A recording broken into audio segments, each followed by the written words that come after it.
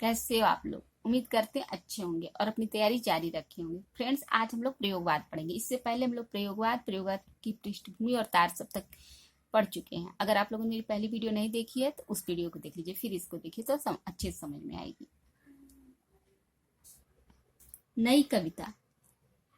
नई कविता अनेक अर्थों में प्रयोगवाद का विकास मानी जाती है। उसने प्रयोग की अनेक उपलब्धियों को आत्मसात किया है। ऐतिहासिक दृष्टि से नई कविता दूसरा सप्तक के बाद की कविता को कहा जाता है। जहां तक नई कविता के नामकरण का प्रश्न है तो नई कविता नाम भी अज्ञेय द्वारा ही दिया गया है। सन 1952 ईस्वी में पटना रेडियो से उन्होंने इसकी घोषणा की थी। लक्ष्मीकांत वर्मा के अनुसार नई कविता मूलतः 1953 में नए पत्ते के प्रकाशन के साथ विकसित हुई और जगदीश गुप्त तथा रामस्वरूप चतुर्वेदी के संपादन में प्रकाशित होने वाली संलग्न नई कविता में सर्वप्रथम अपने समस्त संभावित प्रतिमानों के साथ प्रकाश में आई। 1954 ईस्वी में प्रयाग के साहित्य सहयोग नामक सहकारी संस्थान ने नई कविता का प्रकाशन किया। इसी नई काव्यधारा को उन प्रतिमानों को लेकर विकसित किया गया जो तत्कालीन भावबोध को वहन करते हुए सर्वथा नई दृष्टि के साथ अवतरित हो रहे थे। नई कविता का मूल स्रोत उस युग सत्य और युग यथार्थ में निहित है। प्रयोगवाद के अनेक कवियों ने प्रयोग को ही कविता का साध्य मान लिया। इसलिए 1950 ईस्वी के बाद एक समय प्रयोगवादी कहे जाने वाले कवियों ने ही प्रयोगवाद को नई कविता की उदार और सहज अंतर्धारा में विलयित कर दिया। नई कविता ने स्वतंत्रोत्तर भारतीय जीवन और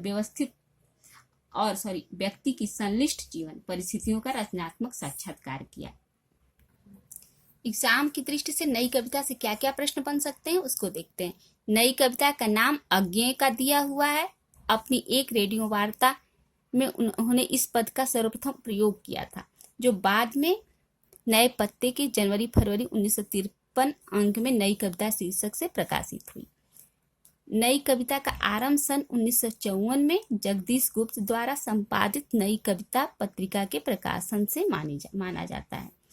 बच्चन सिंह नई कविता का आरंभ सन 1951 से मानते हैं। इनके अनुसार नई कविता प्रयोगवादी कविता का परिष्कृत रूप है।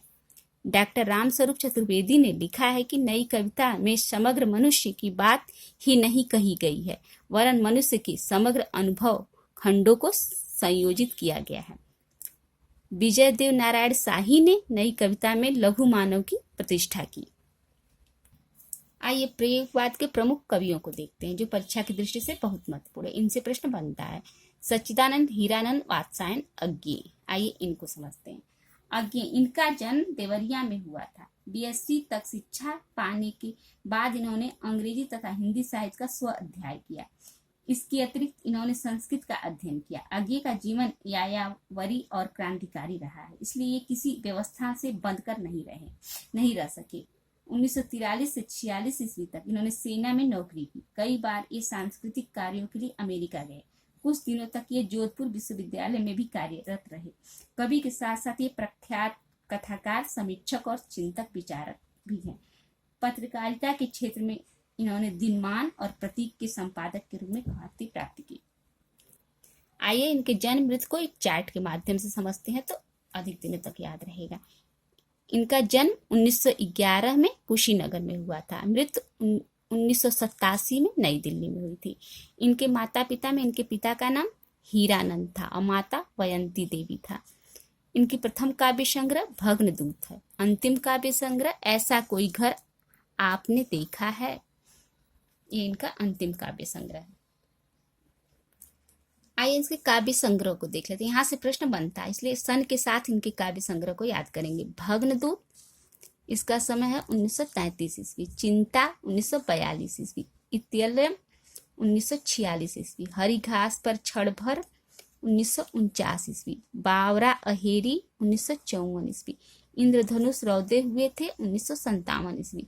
अरे वो करुणा प्रभामय 1959 ईस्वी। आंगन के पार द्वार 1961 ईस्वी। पूर्वा 1965 ईस्वी। सुनहले सैवाल 1966 ईस्वी। कितने नाव कितनी बार 1967 ईस्वी। सागर मुद्रा 1970 ईस्वी। फ्रेंड्स, आंगन के पार द्वार पर इनको साहित्य अकादमी पुरस्कार प्राप्त हुआ था। और कितनी नाव कितनी बार में कितनी नाव में कितनी बार, जो 1967 में लिखी गई थी, इस पर इनको भारतीय ज्ञानपीठ पुरस्कार प्राप्त हुआ था, याद रखिएगा। आइए अज्ञेय से क्या क्या प्रश्न बन सकते हैं इसको देखते हैं। अज्ञेय अस्तित्ववाद में आस्था रखने वाले कवि थे। असाध्य बीड़ा अज्ञेय की प्रमुख कृति है। असाध्य बीड़ा अज्ञेय की प्रमुख कृति है। इसका मूल भाव अहम का विसर्जन, समर्पण की भावना है।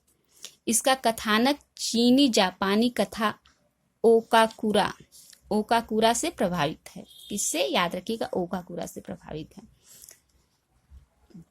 इनकी प्रमुख कविताओं को देख लेते हैं। असाध्य बीड़ा, कलगी बाजरे की, सांप, नदी के दीप, यह दीप अकेला, ये क्या है, इनकी प्रमुख कविताएं हैं। यहां से प्रश्न बनते हैं, इसको आप लोग याद रखिएगा। फ्रेंड्स, अज्ञेय के उपन्यास शेखर एक जीवनी, नदी के दीप, अपने अपने अजनबी, 12 खंभा, छाया, मेखल, भीनु भगत, उनकी प्रमुख कहानियां जैसे विपतगा, परंपरा, अमरवल्ली, कोठरी की बात, नाटक उत्तर प्रियदर्शी, निबंध त्रिशंकु,